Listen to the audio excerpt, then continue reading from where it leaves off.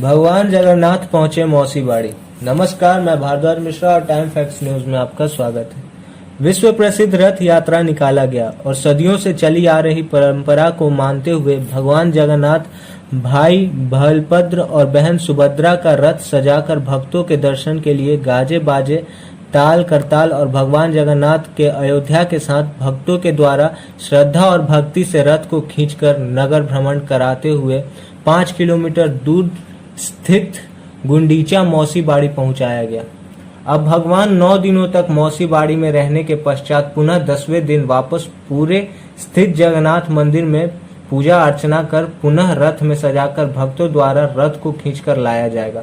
और भगवान जगन्नाथ अपने भाई बलभद्र व बहन सुभद्रा के साथ 1 वर्ष तक मंदिर में विराजमान रहेंगे। ऐसी मान्यता है कि भगवान जगन्नाथ जो जग के नाथ है, स्वामी है, वो 1 वर्ष में एक बार आषाढ़ मास के शुक्ल पक्ष के द्वितीया तिथि के संसार में जीवित जगत को देखने और भक्तों के दीन दुखियों व प्राणी जगत के सभी जीव जंतुओं का कष्ट को हरण करने के लिए बलभद्र और सुभद्रा संग नगर भ्रमण करते हैं। रथ यात्रा की इसकी कहानी द्वापर युग में भगवान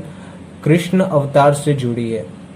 कहते हैं कि जब कृष्ण भगवान द्वारिका नगरी में अपनी 16,108 रानियों के साथ राज कर रहे थे, उसी समय एक बार भगवान श्री कृष्ण सोए अवस्था में राधा के नाम ले रहे थे। यह सुन रानी रुक्मणी सहित सभी रानियों को जिज्ञासा हुई हम लोग से भी भगवान को अधिक प्रेम करने वाली राधा के बारे में जानने की उत्सुकता मन जगी और वो सभी रानियां मिलकर अपने सास रोहिणी के पास जाकर राधा के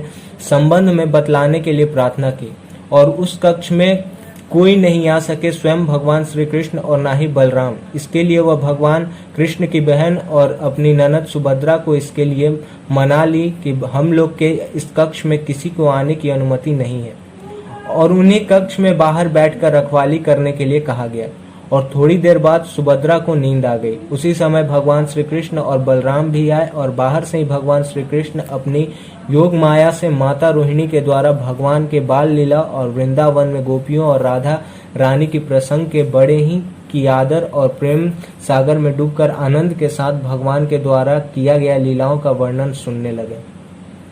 उसी समय नारद मुनि आए और वो माता रोहिणी के द्वारा वर्णित भगवान के बाल लीलाओं और वृंदावन की गोपियों के संग राधा की प्रेम की कथा को भगवान अपने भाई बलभद्र और बहन सुभद्रा को एक साथ एक अलग दृश्य में देखकर भगवान से विनती की कि हे प्रभु, यह रूप जगत के लोगों भी प्राप्त कर सके। तब भगवान श्री कृष्ण ने नारद को आशीर्वाद दिया और बोला, मेरे कलिक अवतार के बाद उचित समय में त्रिधर क्षेत्र में अपने भक्तों के दर्शन को धरती पर हो पाएगा। भगवान जगन्नाथ की पूरी मंदिर निर्माण कैसे हुई, आइए जानते हैं।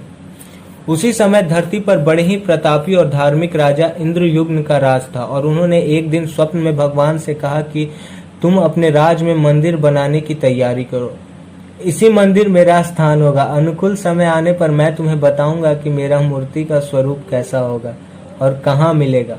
तब राजा सभी मंत्री, राज दरबारियों, शिल्पकारों को साथ बुलाकर अपनी सारी बात बताई और उस शुभ मुहूर्त और स्थान पर ले जाने के लिए स्वयं बालक स्वरूप में नारद मुनि पधारे और उन्हीं के बताए स्थान पर विधि विधान से पूजा कर नींव रखकर मंदिर निर्माण कराया गया।